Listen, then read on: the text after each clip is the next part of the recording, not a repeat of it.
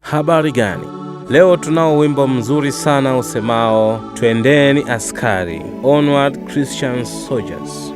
Wimbo huu ulitungwa na mtu aliyeitwa Sabine Baring Gould, aliyezaliwa mnamo mwaka 1834 na kufariki mnamo mwaka 1924, na tuni ilitungwa na Arthur Seymour Sullivan, ambaye naye alizaliwa mwaka 1842 na kufariki mwaka 1900.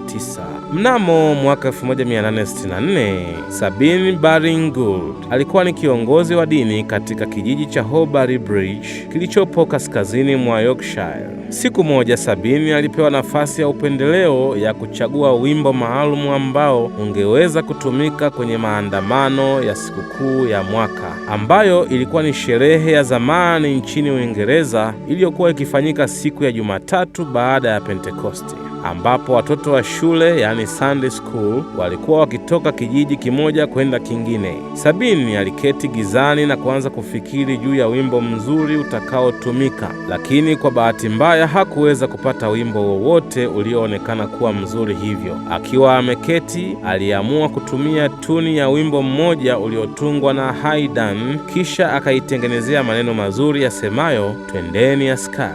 Wimbo ukakamilika. Ilipofika mwaka 1871, tuni nyingine mpya ilitungwa na Arthur Seymour Sullivan, ambayo ndiyo iliyoupatia wimbo huu umaarufu na ndiyo itumikayo hadi hivi sasa. Msingi katika Biblia unapatikana katika kitabu cha Timotheo wa pili sura 2 aya ya 3. Ushiriki taabu pamoja nami kama askari mwema wa Kristo Yesu.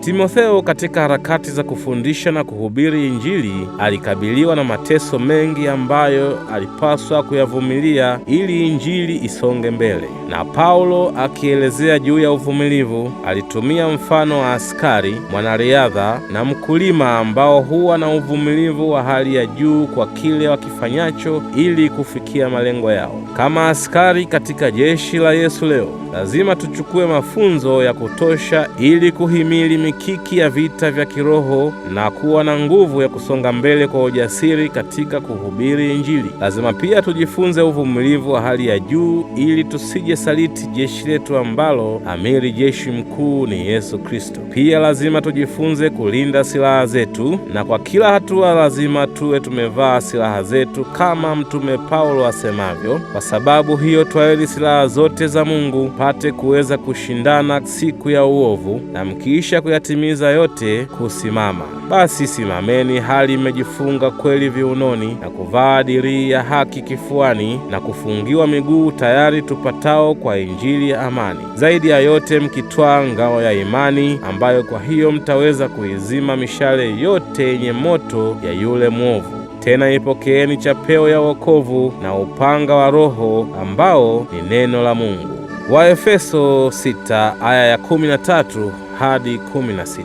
Silaha hizi zilizoorodheshwa hapa zitatuwezesha kuwa na nguvu ya kushinda vita. Uwapo vitani kama askari katika vita ya kiroho, wakati mwingine si salama kutegemea viongozi na kuwaamini kwa kila jambo. Hebu msingi wa imani yako ujengwe katika upanga wa Roho ambao ni neno la Mungu.